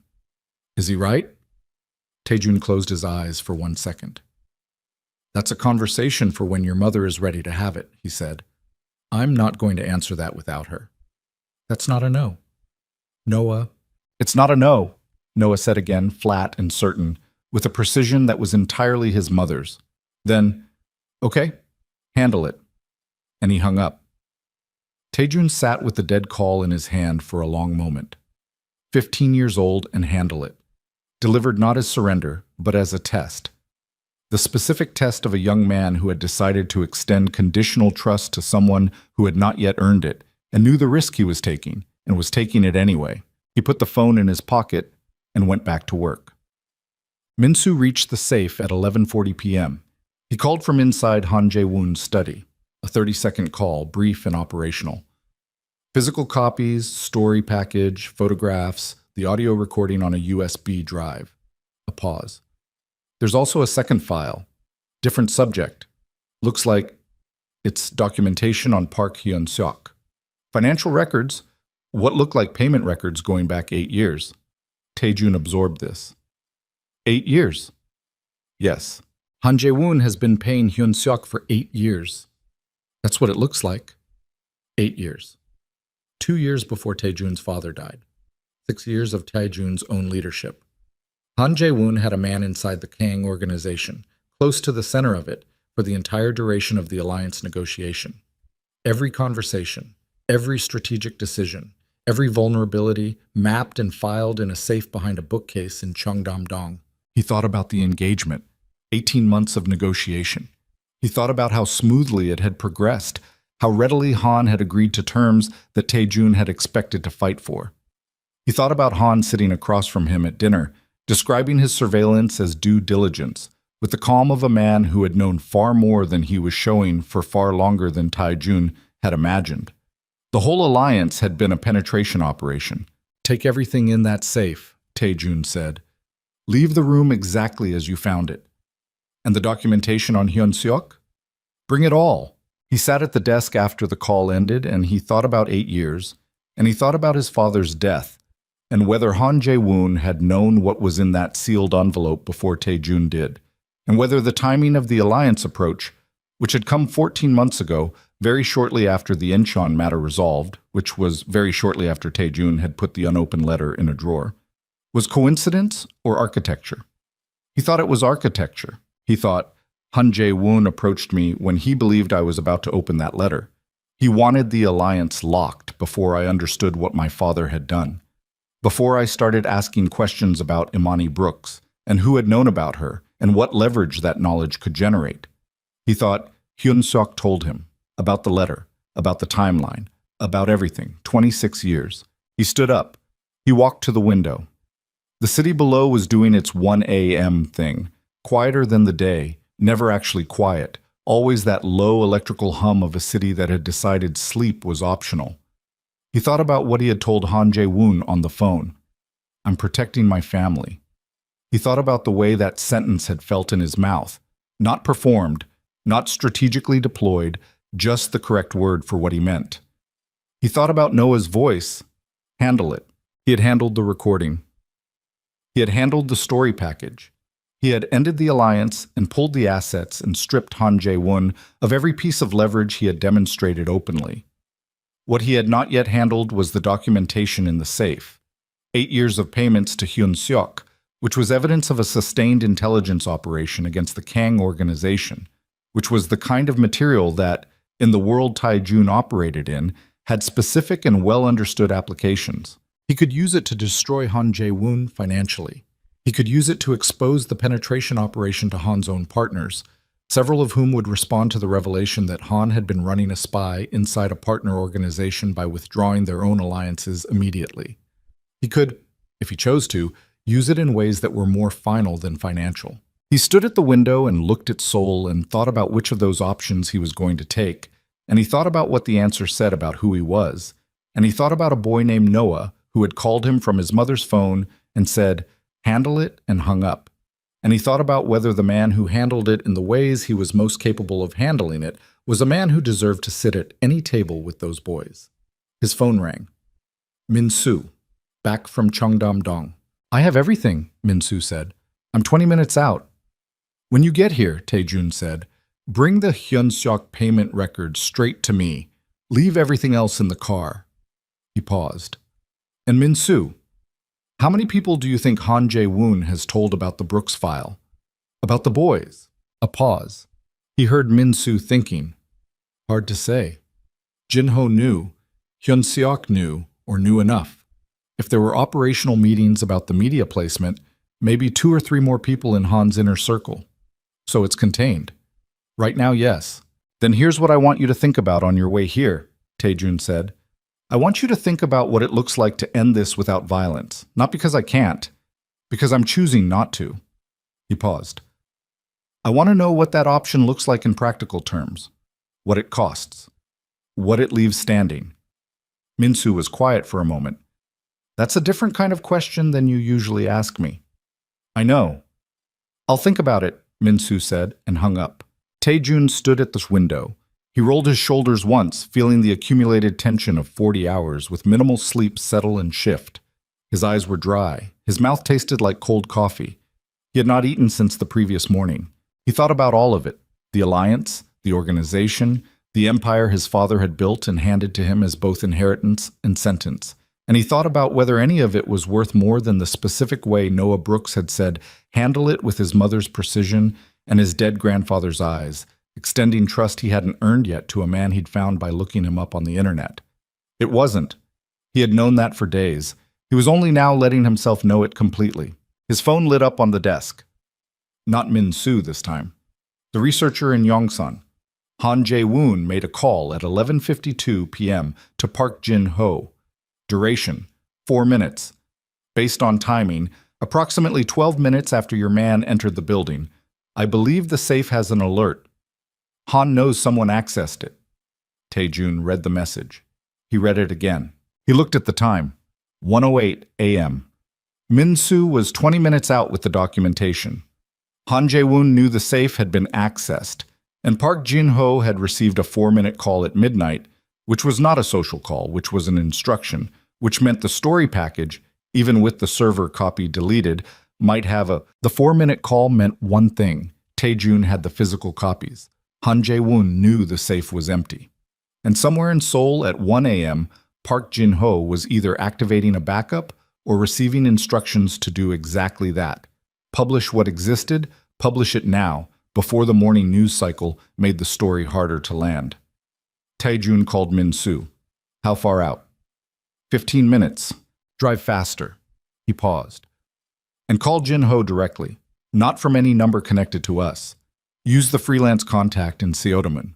Tell Jin-ho that the documentation he received from Han Jae-woon was obtained through an 8-year illegal surveillance operation against a registered business organization, and that we have the payment records proving it, and that if a single word of that story publishes tonight or any other night, those payment records go to every major outlet in Seoul simultaneously, plus his employer, plus the National Press Ethics Board.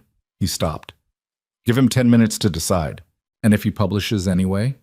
Then we release the payment records and let Han Jae-woon spend the next 3 years in litigation. He said it without heat, which was the most dangerous way to say things. But he won't publish. Jin-ho is a man who takes risks on behalf of people who can protect him. The moment he understands Han can't protect him anymore, the risk calculus changes.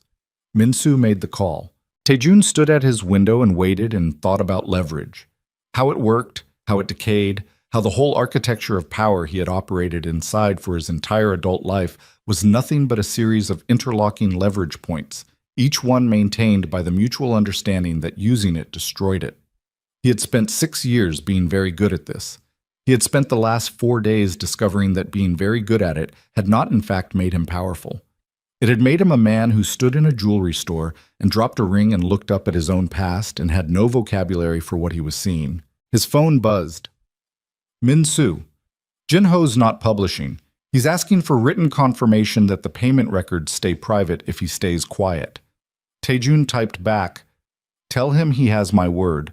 Then tell him he has 48 hours to resign from KSN before those records go to his editor, regardless."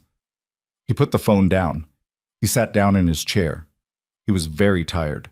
Not the operational tiredness of a long night.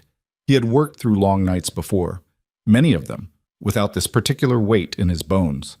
This was the exhaustion of a man who had been carrying a version of himself that no longer fit, and had set it down, and was feeling for the first time how much it had cost him to carry it.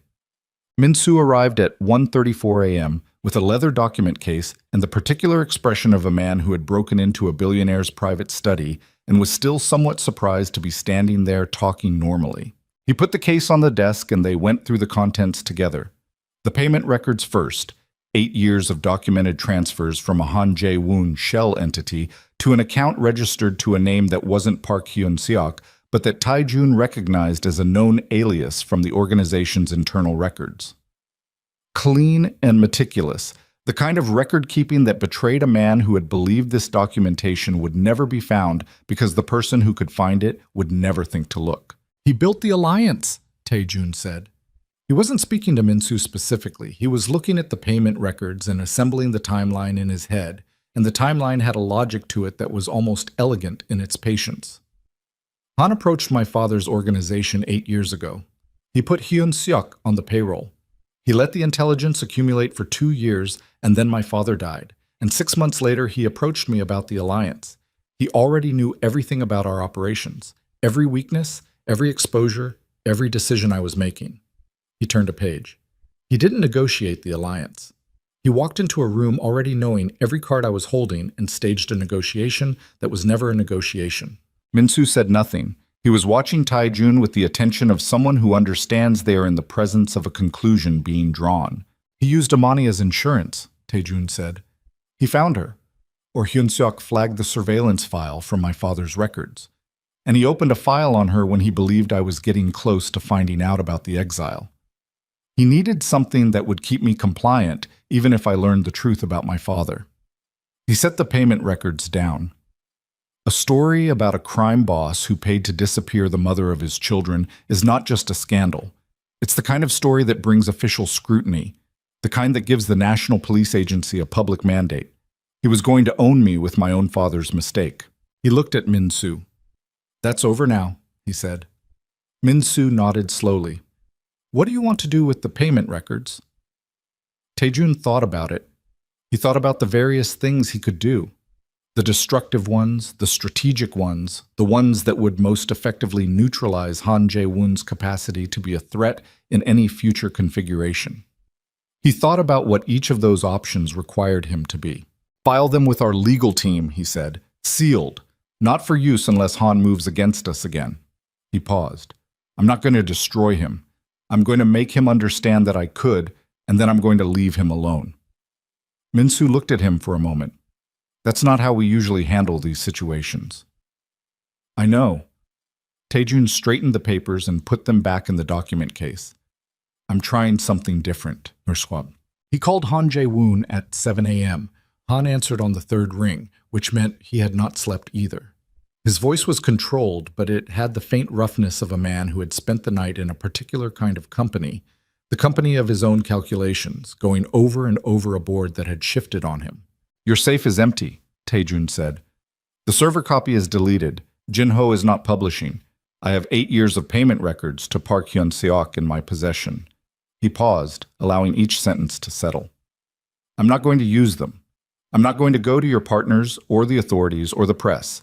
I'm going to file them and leave them filed, and in exchange you're going to close every file you have on Amani Brooks and her sons and remove every operative you have anywhere near them. Today." Silence. "And the alliance," Han said. His voice had a quality Tae-jun had never heard from him before. Not defeat exactly, but the sound of a man who has recognized, finally, the actual shape of the situation he's in. "Is finished. The unwinding will take 60 days. My legal team will handle it professionally." Tae-jun paused. "Your daughter knew none of this. I want that understood. She has no part in any of it." Another silence. "She warned you," Han said. It wasn't quite a question. "Your daughter is the only person in this entire situation who behaved with any integrity," Tae-jun said, "including me." Han Jae-woon did not respond to that for a long time. When he spoke again, his voice was very quiet. "I built everything I have through leverage, through information and patience and knowing more than the other man in the room." A pause. "I believed you were the same." "I was," Tae-jun said. "I'm working on being something else." He ended the call. God. 3 days passed before Amani called. He did not contact her in those 3 days. He handled the unwinding of the alliance, the reorganization of the port access strategy, Through an alternative route, Min-soo had been developing quietly as a contingency, the formal end of the engagement. A conversation with Seo-rin that was brief and direct, and strangely, warmer than most of the conversations they had managed in 18 months of being engaged to each other. "You're going to be fine," she told him at the end of it. Not warmly, not coldly, but with the frank assessment of someone who had evaluated the situation and arrived at a conclusion. "So are you," he said. She made a sound that might have been a laugh. "I know," she said. "I always was." She hung up, and that was the end of what had been, for 18 months, the central professional relationship of his organizational strategy, and it ended with something that felt, improbably, like mutual respect. He went back to work. Nah, Imani called on a Thursday evening. "The threat is gone," she said. Not a question. "Yes." "How?" "I dismantled it." He paused. "I dismantled several things." A silence that had more texture in it than most silences. He was at the penthouse, standing at the window, and the city below was doing its Thursday evening thing, quieter than the weekend, busier than it would be at midnight. A particular rhythm he knew well from 6 years of standing at this window and thinking about the organization. He was thinking about something else tonight. "Noah told me he called you," Imani said. "He did. He told me what you said, about protecting the family." She paused on the word the same way he had said it, with the weight of something that meant more than its definition. He's been thinking about it since then. He and Nolan both. He waited. "I need you to understand something," she said. Her voice was steady, but it was the steadiness of something that had been worked at, maintained deliberately against pressure. "What your father did to me, what Hyun Seok did, what Han Jae-woon tried to do, none of it broke me. I want you to know that. I left Seoul 15 years ago with nothing, and I built a life for my sons, and I am not a woman who needs anyone to rescue her." A pause. "I need you to hold that before I say what I'm going to say next." "I hear you," he said. "My sons deserve to know their father," she said. "Not because you've earned it yet, you haven't, but because they're 15 years old and they have a right to that knowledge, and I've been making decisions for them about this for long enough." Her voice thinned slightly, then steadied again. "I'm not forgiving you. I'm not forgiving your father or that organization or what 15 years of raising them alone felt like. That's not what this is." Another pause. "But I'm willing to let them decide. What they want. What kind of relationship they want, if any. On their terms." He pressed his free hand flat against the window glass. Cold. The city lights blurred slightly at the edges of his vision, and he identified the blur and did not pursue it. "Okay," he said. "Stop saying okay." "I understand," he said, "and I'm grateful." "Don't be grateful to me," she said, with a sharpness that was not cruelty, but precision. "Be present. That's all. Just be present when it matters, and absent when they need space, and honest when they ask questions, even when the answers are ugly." She paused. "Can you do that?" He thought about it. He thought about it genuinely, which was something he had not always done when people asked him questions. He had a long habit of answering with the version of himself that was most strategically useful, and the question Imani had asked required something different. "I don't know yet," he said, "but I want to try more than I've ever wanted anything." She was quiet for a moment. "There's a rooftop on this building," she said. "The view is decent. I come up here sometimes when the boys are asleep." Another pause. "I thought maybe next week, if you want, you could come. Not a reconciliation, not a conversation about the past, just two people standing somewhere and figuring out what comes next." She stopped. "1 hour. We'll see." "Yes," he said. "I'll send you the time." She paused once more, and he heard in the pause everything she wasn't going to say tonight. The entire 15 years of it, the weight and the grief, and the particular endurance of a woman who had been exiled from a city she was beginning to love and had rebuilt herself somewhere else and come back years later, not for him but for her work and her sons, and had looked up in a jewelry store and found the whole unresolved past standing there in a good coat with a ring in his hand. "Good night, Taejun." "Good night," he said. She ended the call. He stood at the window for a long time after. The rooftop meeting happened on a Tuesday. It was cold enough for coats. the kind of soul cold that was specific to early spring. Not the deep cold of winter, but the sharp, provisional cold of a season that hadn't fully committed yet. The rooftop had a concrete ledge and 2 folding chairs someone had left up there, and a view that was, as she had said, decent. Not the panoramic wealth of his penthouse 40 floors up, but a human-scale view, city and street, and the orange glow of the Han River in the middle distance. She was already there when he arrived, hands in her coat pockets, looking at the view. He stood beside her. They were quiet for a while. It was not an uncomfortable quiet. It had the quality of 2 people who had talked enough for 1 decade and were learning how to be in the same space without language filling every gap. Noah asked me a question yesterday, she said finally. What did he ask? He asked me if it was possible to be angry at someone and still want them in your life. She paused. He said it like it was a hypothetical. It wasn't. What did you tell him? I told him yes. She turned slightly to look at him, and he met her eyes, which were the same eyes they had always been. Direct, measuring, deciding things. I told him that anger and love aren't opposites, that sometimes the people you're most angry at are the ones you're angry at precisely because they matter. He looked at the city for a moment. Is that true for you? He asked. Or was it just the right thing to say to him? She was quiet for long enough that the question had time to settle into the cold air between them. Both, she said, which is the honest answer and the harder one. He nodded. I'm not asking for anything, he said. Tonight or going forward? I know what the conditions are and I'm not trying to renegotiate them. I know, she said. That's why I'm standing here. Below them, the city moved. A siren somewhere to the east, the bass rhythm of music from a bar 2 streets over, a couple arguing briefly near a parking structure before their voices faded. The ordinary texture of a city at night, going about its business, indifferent to the specific weight of any single moment on any rooftop within it. There's something I need to say, Tejun said. He kept his eyes on the city. Not as an explanation, not as something that changes what happened, just as the truth, said out loud, to you. He paused. Ending things with you was the worst decision I ever made. Not because of the boys, though that is its own reckoning I'll carry the rest of my life. But because I knew, when I did it, that I was choosing an idea of who I was supposed to be over the actual thing that was in front of me. He stopped. I have never stopped knowing that. She didn't speak immediately. I know, she said at last, quietly, without drama. I knew it that night too. That's what made it so bad. She paused. And then I found out I was pregnant, and I called, and someone answered who wasn't you, and I understood that it didn't matter what you knew. You were gone. Someone answered?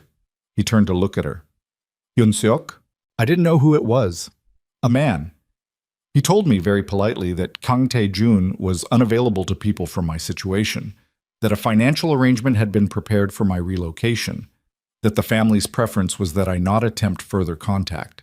She said it in a flat, recitative way, the way people describe old injuries, not because they feel nothing, but because they have told the story enough times in their own head that the words have worn smooth.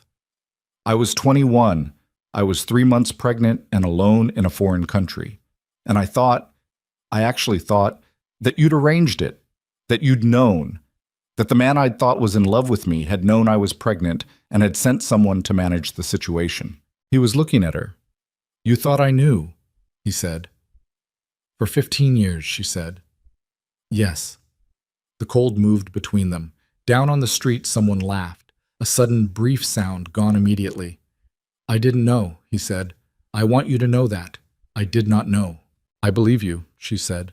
I believed you when you said it on the phone the first time we talked. But believing it and feeling it are different things, and I'm still in the process of the second one. She turned to look at him directly. That's why this isn't a reconciliation. That's why it's 1 hour on a rooftop, because I need time to feel the thing I already know, and I won't shortcut that for you or for anyone. I'm not asking you to, he said. I know. She turned back to the view. That's the 3rd time that dynamic has come up tonight. You tell me you're not asking for something, and I tell you that I know, and that is why we're still talking. A pause, and there was something in it that was not quite warmth, but was the precursor to warmth. the way the air changes before the temperature rises. You're different than I expected you to be. After everything I read, after everything I'd built up in my head about who you must have become, you're different. Is that good or bad? She considered it genuinely. It's complicated, she said, which is probably the right answer. They stood for a while longer. He did not try to extend the hour. When she said she was going back in, he said goodnight and meant it, and she said goodnight and walked toward the rooftop door, and then she stopped. Saturday, she said, without turning around. Nolan has a swim meet. He doesn't know you're coming. I'm not going to tell him beforehand. A pause. But if you want to sit in the bleachers, in the back, quietly, no introduction, nothing dramatic, I won't stop you. He said nothing for a moment. What time? He said. 10 a.m. She opened the door. Don't be late. She went inside. He was there at 9:50. The Aquatic Center was a public facility in Mapugu, the kind of building that had been constructed in the 1990s and repaired in increments since, slightly damp, slightly loud, with bleachers that had the specific acoustics of metal and tile and echoed everything. He sat in the back row in a jacket he had chosen specifically because it was unremarkable, and he watched families find their seats around him with the unconscious noise of people who were exactly where they were supposed to be. Imani was in the third row with Noah beside her. She did not look back. When Nolan appeared at the pool deck, tall, already in his cap, moving with the loose-limbed ease of a boy who was genuinely comfortable in his body, Taejun felt something in his chest that he had no name for yet. Not pride, exactly. Pride was something you earned the right to feel. This was something raw and less earned. A recognition, the way you recognize a face from a photograph you've been shown once. The way something that was information becomes suddenly, irrevocably, real. Nolan stretched at the pool's edge. He adjusted his goggles. He looked up at the bleachers. Not searching, just the ambient scan of a boy checking if his people were there. And his eyes moved across the back row without stopping. He didn't know yet. Taejun sat with that. He sat with the fact that the boy in the pool had no idea who was in the back row, and that this was the correct state of things for now, and that correct and painless were not the same category. The race started. Nolan was fast. He was genuinely, measurably fast. Taejun could see it even without context, the way he hit the turn at the far wall and came back with an efficiency that the other swimmers didn't have. Noah was on his feet in the third row before the last lap, and Imani had her hand on her son's arm and was leaning forward, and Taejun watched all three of them, the woman and the two boys who were a family that had been built entirely without him, solid and real and complete. And he did not allow himself the comfort of believing that presence now repaired absence then. He just watched. Nolan touched the wall, first. The sound in the aquatic center was immediate and physical. Families on their feet. That particular eruption of communal noise that sports produced, clean and uncomplicated. Noah's arms were in the air. Imani was laughing. He could see it from the back row, the laugh he remembered, unguarded and real. Nolan pulled his goggles off and looked up at his family and grinned, and it was the grin of a boy who had done the thing he came to do and knew it. Taejun did not cheer. He did not stand. He sat in the back row of the bleachers with his hands in his lap, and he let the moment be exactly what it was. Not his to claim, not his to perform for, simply his to witness. And the noise of the aquatic center rolled over him like water. Months passed. The organization stabilized. The port access was rerouted through an alternative partnership that Min Soo had negotiated with a competence that Taejun formally acknowledged for the first time, which produced in Min Soo the particular expression of a man who had been waiting years to hear something and was not quite certain how to hold it. Han Jae-woon was quiet. Jin-ho resigned from KSN Media 3 weeks after the ultimatum, citing personal reasons. Park Hyun-seok was not found, and Taejun, after a period of consideration, decided he did not need to be. The decision was not forgiveness. It was a recognition that the energy required to pursue a broken man across borders was energy that could be spent on other things, and that what Hyun-seok had done was already in the past. And the past, as he was learning, slowly and at significant cost, was where it belonged. He attended a debate tournament in November. Nolan was arguing the negative position on a trade policy question that Tae-jun could have answered from professional experience, and he sat in the audience and watched Nolan construct an argument from first principles with the methodical precision of a boy who had taught himself to think rather than been handed the tools. And he thought, Imani did that. She built that in him. Noah introduced him afterward to a friend from the debate team as my father's friend. The phrasing was careful and accurate and carried more warmth than any of its components suggested.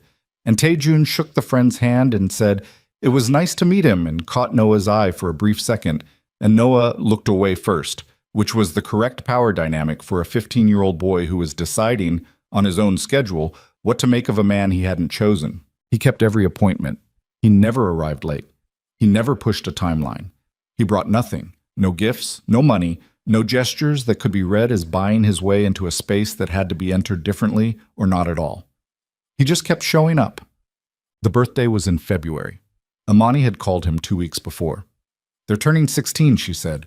"We're doing something small. Dinner, maybe 8 people." A pause. "They want you there." He did not ask which one had said it first. He did not ask what the conversation had looked like, what they had said to each other, and to their mother, what the negotiation of that want had cost them or cost her. He just said yes, and wrote down the time, and showed up with nothing in his hands. The apartment was what he had imagined, and also nothing like what he had imagined, small and specific to them. Artwork on the walls that Imani had chosen, a bookshelf in the living room that was organized by color rather than subject, which was a choice so purely aesthetic that it told him something about how she had made a home. 8 people around a table extended into the living room, the particular organized chaos of a dinner that had been managed by someone who was good at managing things, but had decided tonight to let it be a little imperfect. Nolan, who had Tae-jun's eyes and his mother's laugh, talked for most of the meal about a marine biology program he had read about online, with the unself-conscious intensity of a boy who had not yet learned to modulate enthusiasm for social reasons and hadn't been asked to. Noah sat beside Imani and ate his food and participated in the conversation with the careful attention of someone who was monitoring several dynamics at once: his brother's ease, his mother's face, Tae-jun's presence, and finding gradually over the course of the meal that it was all within the range of manageable. Tae-jun ate his food and answered when addressed and listened when he wasn't, and did not attempt to be more or other than what the evening required of him. After dinner there was cake, a simple one, not elaborate, with 16 candles.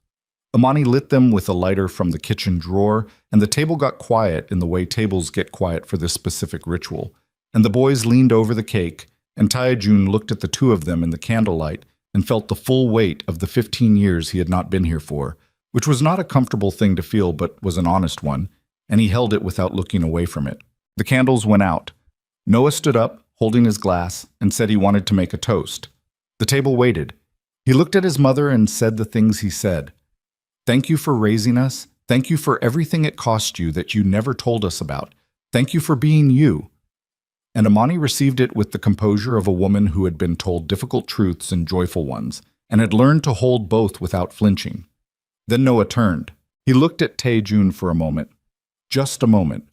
The look of a boy doing in real time the final calibration of a decision he'd been working toward for months, measuring it, checking his own readiness, deciding it was accurate. "And I want to say," Noah said carefully, with the deliberate grammar of someone who has thought about this exact sentence, "that I'm glad you're here, this year." He paused. "Dad." The table was very quiet. Tae-jun's hand tightened on his glass. Not enough for anyone else to see. Just enough that he felt it. The specific physical reality of the moment. The glass in his hand, the table around him, the city outside the window, the impossible ordinary weight of a single word that he had not earned and had been given anyway, provisionally and honestly, by a boy who had decided to try. He raised his glass. His hand was steady. He had learned, in the last year, the difference between letting go and losing grip. The ring in the jewelry store had slipped because he had been unprepared. For her face, for the boys, for the sudden and complete undoing of everything he had told himself about his own history. His hands had not known how to hold what they had not expected to be holding. He knew now. He raised his glass and he looked at Noah, who was watching him with those eyes. the eyes that ran through the Kong family like a seam through stone, appearing in every generation, holding light at an angle. And he said, in a voice that was level and true and contained everything he was not yet able to say out loud, and perhaps never would be, "Thank you." Nolan was grinning. Amani was looking at her wine glass with the careful attention of a woman who was letting herself feel something she had decided she was allowed to feel. The city outside the window was doing what it always did, but for the first time in a very long time, Kang Tae-jun was not watching it from a distance and thinking about what he owned within it. He was sitting at a table with people who did not belong to him, would never belong to him, had not been arranged or negotiated or acquired. And he was simply, quietly, irreversibly there. The candles were out, the lights were on, and in the warm and imperfect space of a Mapogu apartment, above a city that had once been the site of every mistake he'd ever made, Kang Tae-jun finally understood the difference between an empire and a home. He had spent his entire life building the first. He was only just learning to deserve the second.